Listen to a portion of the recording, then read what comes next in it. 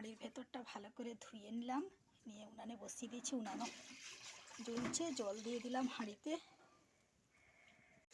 সাবমার্সেবেলটা চলছে, জমিতে জল যাচ্ছে, পাইপটা দিয়ে সবজি বাড়িতে জল যাচ্ছে।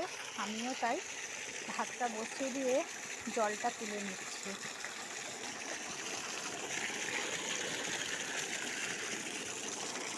জল তুলে সবজিটা কেটে ধুয়ে নিয়েছি।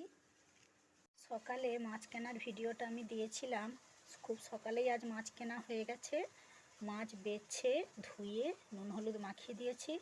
এখানে কিছু মৌরলা মাছও কেনা হয়েছিল, ওই ভাইটার কাছ থেকেই মৌরলা মাছের একটু টক করব। আর এখানে মাছের পোঁটাটাও বেরিয়েছে, খুব সুন্দর। ভাত বসিয়ে দিয়ে অনেক টুকিটাকি কাজ সারা যায়। আজকে সকালে স্নান করিনি, ড্রেস চেঞ্জ করে সব কাজ সারছিলাম।